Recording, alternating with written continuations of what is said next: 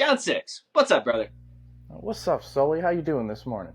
Man, I'm just over here in Big Bear, California, rocking and rolling, having some fun. What about you? Oh, dude, I am over here in St. Louis, Missouri, still chilling at home, getting ready to have a great Sunday here, dude. I'm excited for the day, man. Man, me too. It's been one hell of a week, I can tell you that much. Yeah, for me too. I definitely I got some stories to tell you. So, Yeah. Well, good thing we're on the pod now, I can tell you that. How you absolutely. feeling though? I know you've been a little Yeah. down and What out and about down you, for the man? Why count. was this week so crazy for you?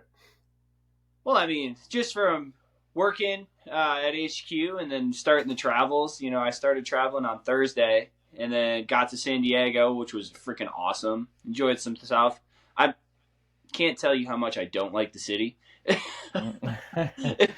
So my friend actually lives outside of San Diego, and it's the first time we saw each other since 2020 when I left Sicily because he left after me.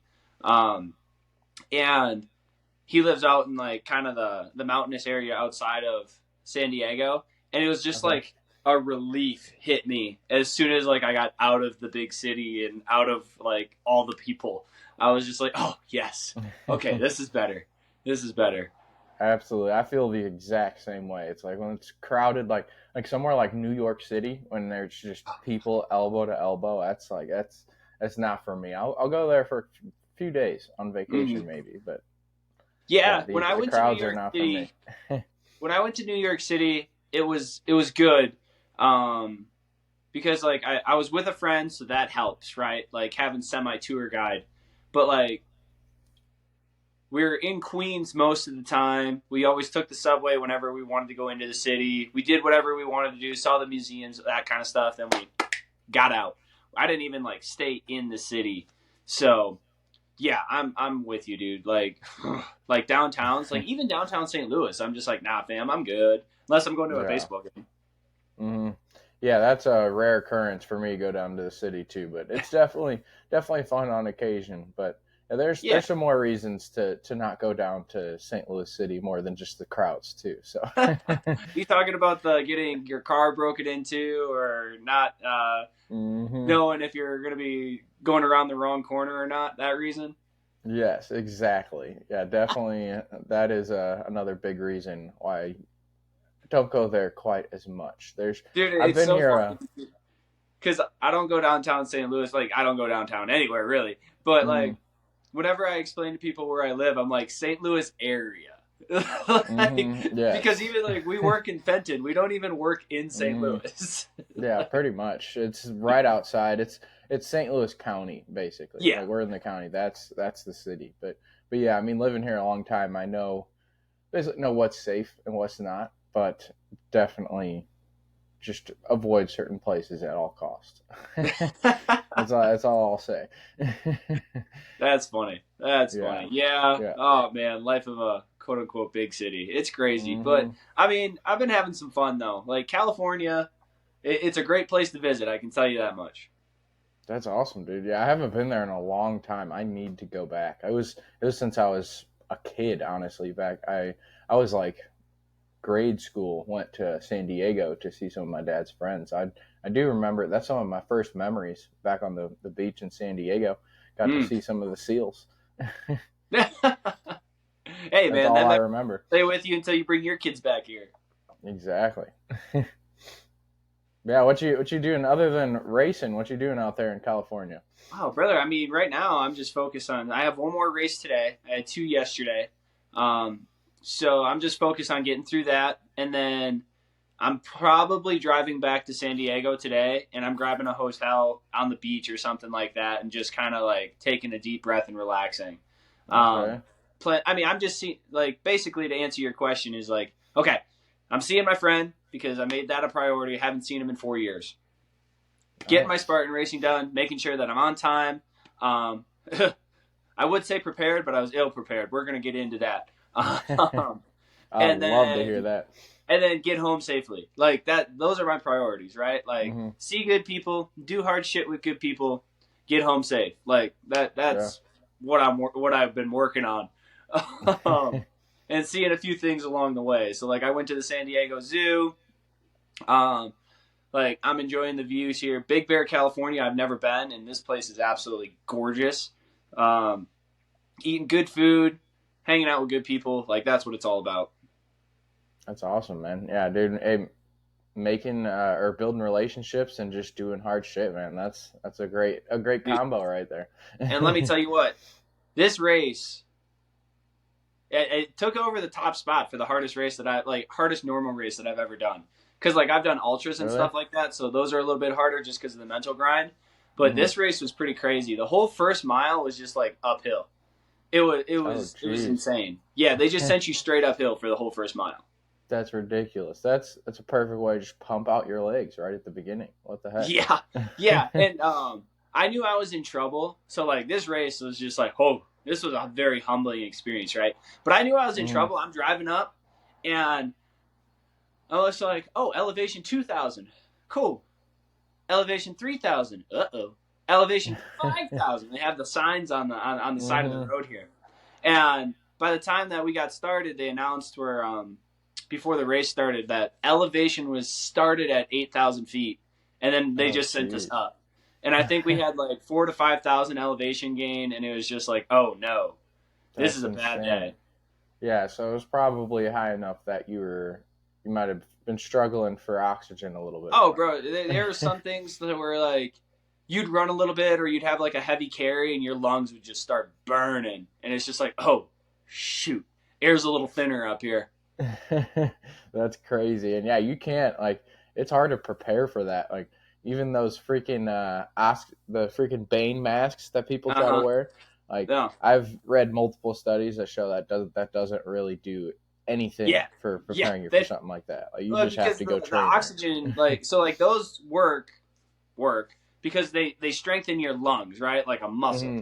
But the thing is that they don't actually simulate thin air. So like Yeah. your lungs are still going to be burning, and it takes up to like 48 to 72 hours for your body to adjust to that. So Hmm. like I just didn't give it enough time. Let's just put it that way. Whew, Like hey add it mate, to the list of oops, not going to do that again. but yeah, hey, today I'm sure you're gonna be feeling great out there because you've been Hey there man, for a few days now. Got some training now. overall the body feels good. Like there's a couple of All aches and right. pains, and that's expected after 45,000 to 50,000 steps yesterday. Hmm. Um, but overall the body feels good. And today, like I ran both races. I met up with Nick Mueller, and God, it was the beast. All of a sudden, it was just like, oh hey Sully. I'm like, oh hey. um, and then we ran the sprint. So we finished that one. Then we ran the sprint together, and we're gonna do the super together today. Okay. So it's just so fun doing these with people that like are about it and get it and take on the challenge. So we're not setting land speed records, but we're getting it done, and we're Hmm. gonna earn our trifecta today, which is gonna be really really cool and fun. Um, and our bodies are feeling good, so that's a good thing. Eating good food, which is a good thing. Uh, Enjoying good company and just having fun, man. absolutely. Yeah, Yeah. dude, that sounds awesome, man. And dude, like you having Nick to go through those races with, Hmm. like having someone there with you is a great way to. I mean, you kind of dissociate and get away from the pain whenever someone's there with you. Like Dude, you that literally that's the feel thing is less of like it. there was a couple of hills to where we were just like, like it's the casual like, fuck man, Jesus. And we're like, both of us are just like, but we're gonna do it. Like left Hmm. foot, right foot, right? Left foot, You're right gonna get foot. it Like just done. one foot instead of like once you decide to do that and you have somebody there that's just like, hey, we're not quitting. Like, or if we fail an obstacle, it's like, hey, we're doing the penalty lap. Like, we earned this because we signed up for it. We're not going to cut ourselves short. That's the biggest game changer in the world. Like, I can't even. I mean, it around HQ. It's the same way. It's like we're holding each Yeah, other accountable. We're doing hard stuff, yes, but we don't cut corners. And absolutely. that's how we just get it done, and then that's how you become successful at life, because that translates from not only from the physical aspect but to the mental, spiritual, to your work life, everything. Like, hey, this sucks, but we're gonna get it done either way. Absolutely.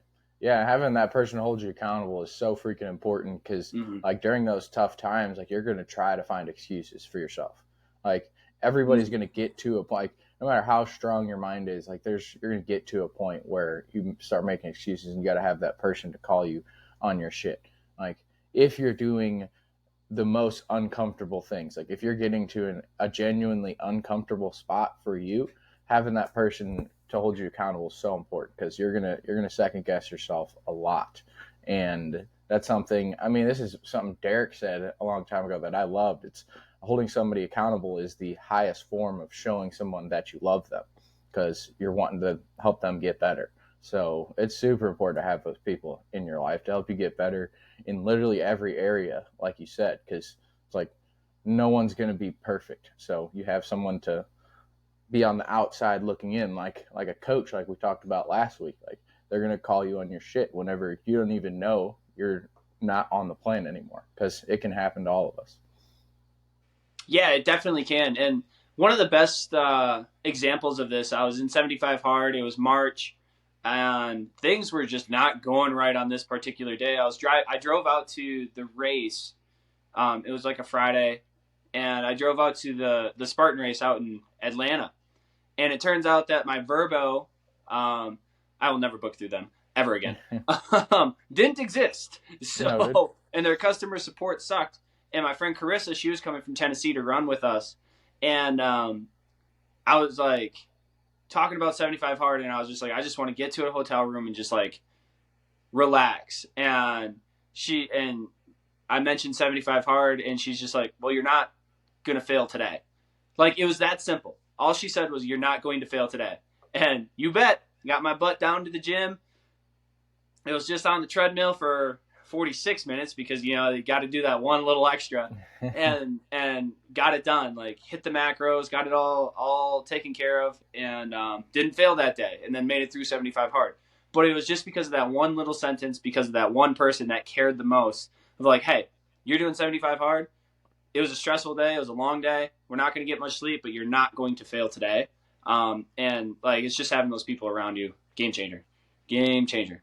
Oh yeah, dude. Yeah. There's been so many times where I've just started to fall off track on whether it be fitness or what I need to do to move my career forward. But there were so many points in time where just that one small, just it's like, hey man, like how you doing? What's going on? And it seems like you're falling off a little bit, and just genuinely showing that you care. First, you got to show that you actually care. That's like when you're holding somebody accountable, you'll be like, hey, like I care about you, man. Like what's going on here? I want to make sure that you are still making progress like you have been, and like making sure your intent is correct there is super important. But yeah, I've had so many experiences where that's changed everything. Just small. It doesn't take long.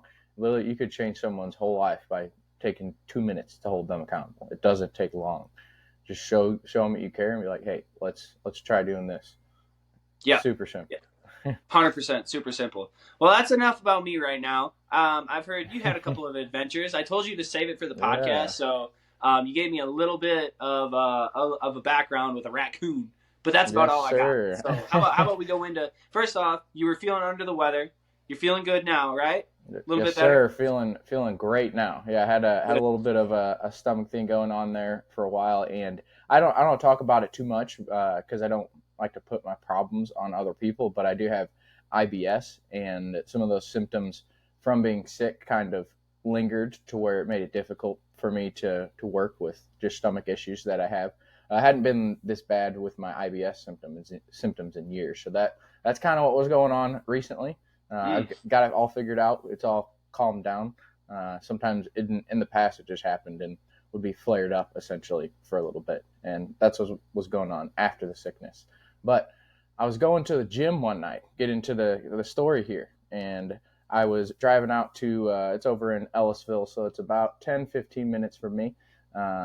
And I see something run out in front of me. And I'm like, oh yeah, it seemed small enough from where I was at that I was just going to roll right over. Like it slides underneath you and nothing happens.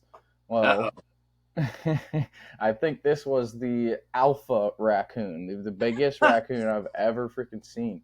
Because I definitely dented my car. I was like, oh, wow, I'm surprised I hit that when I rolled over it. And when I got out at the gym, my whole like front fender was pushed in, and the bottom piece that connects like the wheel well and like the fender, this like black piece, it just was hanging off onto the ground because I Oh heard my it like God. yeah, I heard it like drop out when I got into the parking lot. I was like, ooh, that doesn't sound good.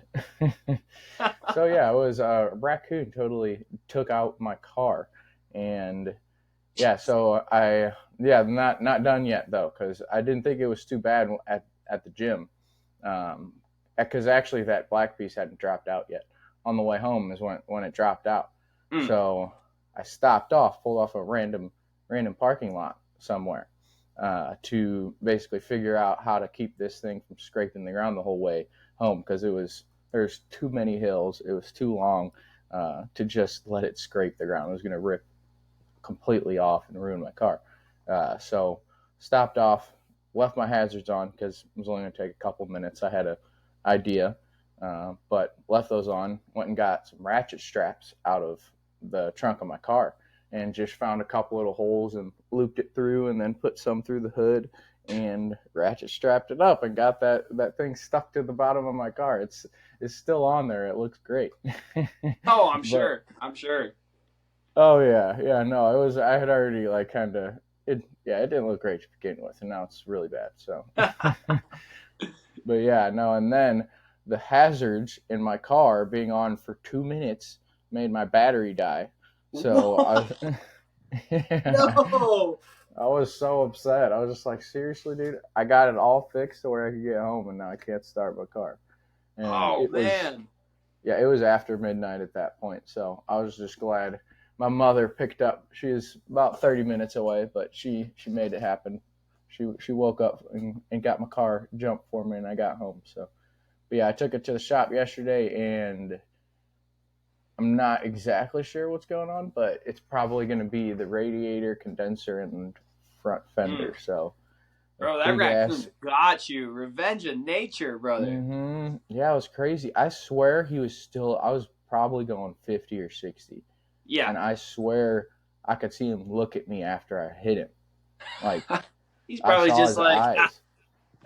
got your I know. car. Well, yeah, You he was didn't looking at me, and then he got hit again, so he probably didn't make it. Yeah, he was okay after I hit him going 50 though. I was just like, that had to be the biggest freaking raccoon to Good exist. Lord. But yeah, that My was. God. Well, I'm glad you're okay. Like, let's just get that out of the way. I I'm glad it didn't appreciate make you you. spin out or nothing. I'm glad it's just the Hmm. car. All right. Yes, I appreciate you. But yeah, no, I thought it was gonna be nothing. I was upset. I've never had a raccoon do that. Dude, I'm telling you, I found in life when I think is going to be nothing, like when something happens and I'm like, nothing's going to happen about this. That's when Hmm. everything goes wrong. Yes, It's like exactly. I assume the best and not the worst. And it was just like, oh no, I was not prepared for this situation. Hmm. Yeah, and I think, I mean, dude, that's a good point. I think certain situations though, like you can, like I think you need to assume the best in certain situations, and Mm-hmm. some you need to assume the worst. And like sometimes it's difficult to figure out exactly when you should do that. Like in a time like that, I'm thinking like, hey, I'm gonna assume the best. Like, hey, this is fine. Like, I'm not gonna have to pay thousands of dollars to fix my car. Like, and not let it weigh on your brain for a while, and Yeah. then it is wrong. It's like, all right, I got to deal with this. But Yep. like, you could see that as beneficial to be like, oh yeah, this is messed up. I need to make sure mentally prepare Mm-hmm. for this because it's going to be messed up. Then it's not, and you feel good. So feel like in certain situations it could be personal preference on that, but sometimes Oh. it's like Oh it yeah, and depends. that Just kind like of in goes into fitness. I think I heard it in the military. It was just like plan for the worst, hope for the best. Like you always kind of look for the Yeah. worst situation that you can plan for. That way, whatever happens after that, like you're okay with it. Like, oh shit, like Hmm. that's not the worst, so we're good. Like let's just go. Yeah, I love that. I've heard that saying many times from people like you, meeting you guys in the warehouse that worked in the military. The plan for the worst and hope for the best. I love that. I completely forgot about that. That's perfect. Like you're like, hey, I'm ready if this happens, but Yep. like law of attraction, get that hope word out of there. This is going to happen, but I'm ready for the worst. Like Mm-hmm. get the hope out of there. So plan for the worst, Do your Hope for the best. best. And dude, and Do what's your crazy best, is not like, hope. oh, no hope, no hope. Yeah. Just execute so you get the best. Well, Yes, what's sir. crazy is like that actually kind of curtails perfectly in to what I kind of want to go into is like, I say it all the time. Like, you fail to plan, you plan to fail. Your boy Hmm. failed to plan, so he planned to fail over this weekend, right? Like, I was not prepared for kind of everything, so I just winged it. So I got down in San Diego, went to my friend's house, like, cool, good. But then it took about like 3.5 hours to get up here to Big Bear, which Hmm. was like, oh no, not expected. The timeline that I was with my friend on Friday, like, extended to where like I was just like, oh no, I didn't have like a drop dead date or a drop dead time to where like I need to go. So I Hmm. didn't have that set. So like even though I had a really really good time, at the same time it was just like put me behind getting up here. So I didn't get up into my Airbnb until like 9 o'clock ish, 8:30, 9 o'clock. Oh, Which, jeez. when you have to race early in the morning, that's not ideal because you have to get Hmm. everything settled, you got to go to bed, like all that good stuff. Um, and then on Saturday morning, which is crazy because the morning of the race, I look at my like race event. I'm like, okay, just double checking everything, and I noticed that I had the sprint on Saturday instead of Sunday. So I'm like, Oh. oh no, I'm running two races today that I did not prepare for. I was like, Oh, shit. that's So crazy. yeah, man, like I was just like, oh no. So like throwing like extra stuff in my bag, like the Hmm. honey stinger waffles, like anything that I was just like, because Yep. I'm gonna need extra fuel. I've filled up a big old water because I'm gonna need extra water, salt tabs, everything. Yeah, I Luckily, the immediately events, the events immediately thought you were they gonna run have out of everything you fuel, bro. need. What's that? Oh, I just said I immediately was thinking you're gonna run out of fuel, bro. That's a Dude, I lot of know. extra moving. Yeah, and it was just like, and luckily the event center, like they have everything that you actually need, so you can just buy it. Like it Oh, sucks to okay, go yeah. there and just like buy shit left and right, but Hmm. like that's the way that it was. Yeah. Um, so like it was just like, oh, I did not plan properly for this weekend, and then when I saw that first hill, I was like, I really did not plan properly for this weekend. So when Hmm. I get home on Monday, there's going to be a big old debrief of like I'm going to write everything down that I did not do right. So then on the next time I travel, it is going to be corrected. So I am going to Oh yeah. know when my start times are for all the races. So I'm not surprised on that. Um, Hmm. Even my training. So like with this one, like I should have done more stairmaster and like incline runs and walks on the treadmills and stuff like that. But I didn't. Because I was feeling good after my last race, and it's just like this was a completely different race. So it's just like um, look up elevation and look up everything with the race that I'm about to do, so I can critique my training, right? Or Hmm. curtail my training, not critique it, and then figure out timelines of when I want to be in and out of specific places to get to my Airbnb to get all settled, to when I have to leave in order to go to the race to get there on time and all that good stuff. So Hmm. that's a big thing. Is like I'm gonna debrief because after each race I debrief and like, okay, what went right, what went wrong. Well, this one's gonna have like a page of like what went wrong, so then I can adjust and make it right next time. That's awesome. I mean, that's like a sounds like a AAR after action review there. What went well? What didn't go well? What am I gonna do different next time? Yeah, man, and like that's necessary not only like here for the races, but we do them at work all the time. We do them at situations all the time, and I think it's really important to like continuously do that in life because you don't. Absolutely. Matt McCabe said this: you don't get better in the action, right? You get better in the after action report, and then actually executing on what you pointed out in that, right? Hmm. So like if I have to correct a timeline, I didn't get better in that moment because it sucked in that moment.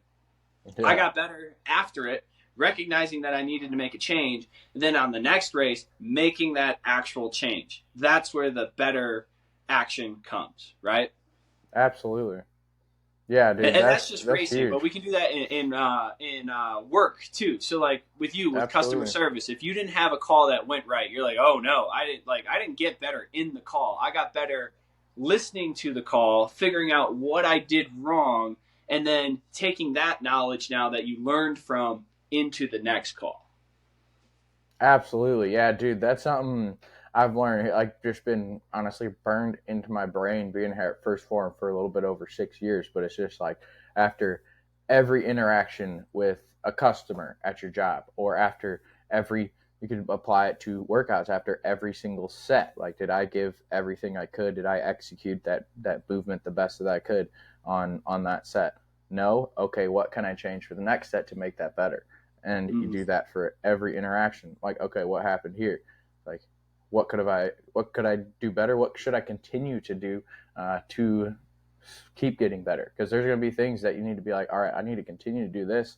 I'm going to adjust this little piece of it to tweak it and make it even better. That's where it's like I heard Alex Hermosi talk about something one time. I can't remember exactly what he said it was, but it was some type of speech that he did. And when he gave it out for the first time, when like other people finally heard it, it was the 100th time that he did it. And that's because each time he was like, okay, that was really good. What can I do better? Got better after the second time. Then he goes through 100 versions of that. And that's where he got such a perfect piece that people are like, oh my God, that's amazing. How did you come up with this?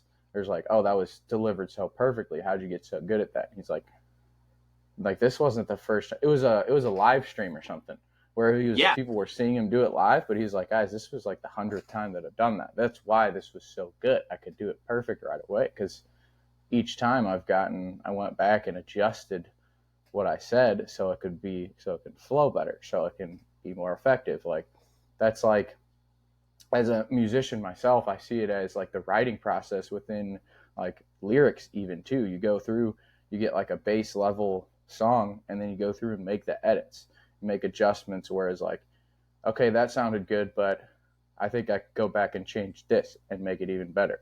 And same, like, that's like the mixing process after you've already got the base level. Like, start attacking your game plan, then at the end of the day, look back on what happened, what went well, what didn't go well, and then you can make small adjustments as you go. But like, you got to start attacking that game plan first to be able to look back and be like, okay, what do I need to improve? Because if you're just shooting all over the place in every different direction, like, it's not going to get you where you can't make adjustments if you're not consistently working towards certain things. So yeah, sorry, the energy drink started rolling. I got off into a couple different things right there.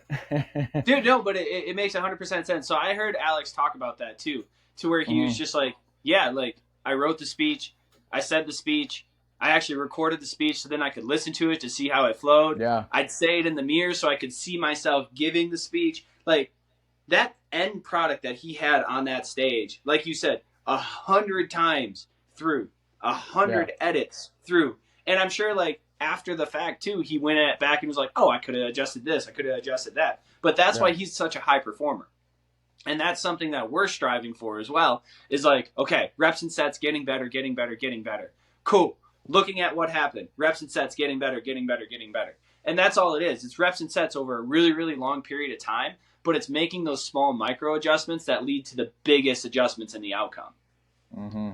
Absolutely. Yeah, that's how you get the big results. Like, dude, something I've always that you made me think of was that I always see Andy is I see him as the goat at this. He is so good at simplifying really high level concepts, and Mm-hmm. like things that are hard for a lot of people to understand, he can make most people understand. And I think it's because of that, like, because of what you're talking about right there. He goes through, like, he's been talking about these concepts for so long and thinking about them for so long. He's been going through, and it's like the adjustments in the lyrics that I was saying, like, you can remove a few words here and make it more simple in that essence, where it doesn't have to be like in a song when you're just educating. It's like, all right, I don't really need that piece. That just means this. And the longer that you do it, the more times you go back. It's like, how can I improve? The simpler you can get it, the more people can understand. So and I think that's super important if you're trying to help people in anything. Like, if you're educating in any form, being able to make a kindergartner understand is extremely important, because like, some people are just starting out with their knowledge in nutrition, training, whatever it may be. So I think that's huge in being able to simplify stuff for other people. making those micro adjustments along the way. Yeah, man, I absolutely love that too. And it's like, okay, cool. Like KISS, keep it simple, stupid, or keep it simple, smarty, because I like to, talk positively around here. But it's Hmm. the 100% the truth. It's like, okay, how do we distill something from something big and more complex to something small to get people started, right? And like you said, with nutrition, with fitness, and everything, like most of the time, fitness it starts with, hey, are you taking walks out on a daily basis? Like, let's start there. Like, let's get you moving. With nutrition, it's like, cool, what are you eating? If you don't know what you're eating, we can't fix what you're eating. So let's figure out what you're eating first, and then we can adjust from there. Like it's the big rocks, then we distill it down into the smaller rocks of the proteins, the fats, and Hmm. the carbs, into the reps and the sets. But first, we have to figure out the big rocks, get you moving in Yeah. the right direction, and then get you going even more. And that comes with education and time, and more education and time, more education and time, and rapport, trusting us, trusting you that you're doing everything. And dude, I love that point of like simplifying the big things and making it to a small actionable step to make it feel like it's not a big step, even though it is. It's a big step in the right Absolutely. direction. You just don't realize it because you think it's a small step. 100%. Yeah, and I think we've talked about it before. Like it is very simple. Like most of the time, like with fitness, for you to reach your goals, like unless you're going to be top 1% in the world, it's generally going to be very simple to get there. Mm. It's just doing it consistently is what makes it very difficult. So it is Well, very simple. realistically, like if you want to be the top 1%, it's doing the right things for an extended period of time, right? Yeah, I mean it Like I said, applies to the top 1% too, honestly. yeah. Andy does the same stuff every single day, and most of it is like kind of the same stuff that we talk about. He just executes on a daily basis, and he's been doing it for 20 some years now. So, Hmm. like, he's ahead of us in the timeline. And it's just like, huh, we see what he can accomplish. We see the decisions that he makes on a daily basis.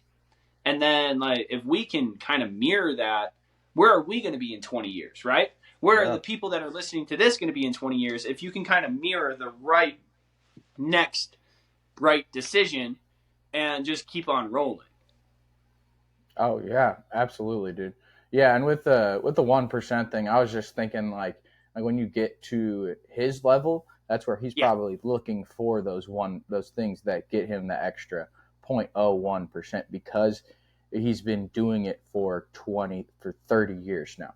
And that's something I've seen like within bodybuilding a lot and like even getting into like the non-natural side because that's I mean with the professional bodybuilders like IFBB pros no, they're not natural, and that's like that goes into people like understanding. It's like, hey, that's not what gets them the results. Like these guys are the most consistent people with their diet and training that you'll ever meet. Some genetic freaks are not super consistent with their diet, but most of the best in the world, like like I know a few guys that I follow who are they are meat and rice every single meal 365 days a year. I mean, there's little differences, but you understand with the bodybuilding diet, like they're on point 100% of the time.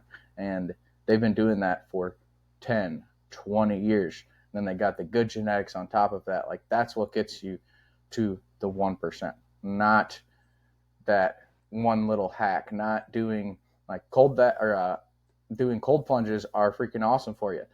That's that 1% stuff though. That's not the stuff that's going to get you to that long-term goal. It's like yeah, it can help you with building mental toughness. It can help reduce inflammation. It can help with improving blood flow throughout the day and energy levels, all kinds of stuff like that. But if you aren't consistently executing on things like your reading, like doing things like social media, if you're trying to grow your brand consistently, like educating other people, if you want to help other people, like you have to consistently do things to work towards your goal. You can't just do those.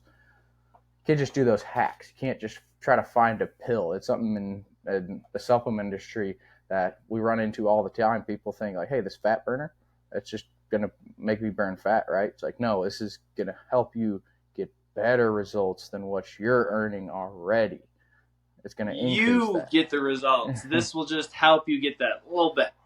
Mm-hmm. Absolutely. Yeah. Yeah. Some Yeah. Will always said it. You earn results. Like it's like hey, go. make it a great week. It's like you earn those results. Like you don't just get results, you earn them. Like it doesn't just happen. Yeah. And it takes time. It's simple, but be consistent. That's the number one thing you can focus on. Yep, being consistent, doing the right things over a long period of time, that's going to get you where you want to go on a long enough timeline. Like that, if you get anything from this podcast, from this video, that's what it is. Being consistent, doing the right things over a long period of time. It's not going to be fun. It's not going to be fast.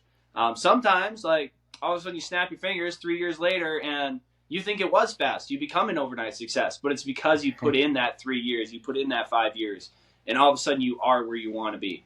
And it's crazy how, life works like that, but it really does. It always pays off. Hard work always pays off. Every single time. Yeah, no, I thought of Michael Jordan. Like, think about him not even making, like, his high school basketball team. And now he's the GOAT in basketball. And I'm not going to have the conversation. He's the GOAT. Like, LeBron's not number one. But MJ literally started out not making his base level high school team. Now he's the greatest of all time. Like, that's just because he put in work longer and more than every other person. So anybody can do it. Yeah, he was determined to become the best, and he did multiple times. I mean, 6 championships speak for themselves, and it's just crazy what that man could do. Well, 6. This is going to be a little bit shorter pod. I got to get off running, quite literally. Actually, here in you got to get your day an hour there in St. Louis. Yes, sir. Yeah, I got an hour. About a half hour, I get to leave, and then so I got to get all my stuff around, and then I'm gonna get through registration. That kind of takes the longest time. Is get through registration, bag drop, and all that good stuff, and then have enough time to warm up these old bones and everything like that to get ready for the race and get your joint mobility in to lubricate those joints. Joint mobility in full mega. If you saw my story on Instagram, I hit them both. So I hit them before the race and I hit them after. So those things are lifesavers. You getting some good fuel in too, some food. That's what I'm doing. I'm going to hit some breakfast. So I got my eggs, I got my potatoes, and I'm ready to go. Hell yeah, man. Well, yeah, brother. It was great to today. See you. It was great to do a little podcast today. Absolutely, man. It's always a pleasure. I can't wait to do another one, man. Are you going to be over in a different state again?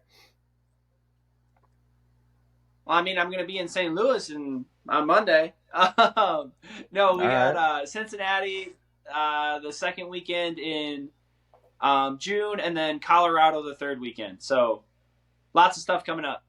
Okay, cool. So we'll have some in-person ones here coming up. Let's get it. Uh-oh, you froze on me, brother. Oh, yeah. I can hear you good still. But yeah, no, I just said we'll get some in-person podcasts next. That'll be awesome. Sounds good, man. All right, to everybody, please remember to like, comment, subscribe, share, do all that good stuff, and let us know in the comments what you want to see going forward, because with the in-person podcast, it's going to be able to do some Q&A, talking about some specific subjects that you put down there. And if you don't want to put it in the comments, make sure you DM us. That way we get all the good stuff, and then get a little background if you need to give it. So absolutely, can't wait to hear from you. And going forward, this is going to be a blast. Hope y'all have a good day. All right. Love you guys.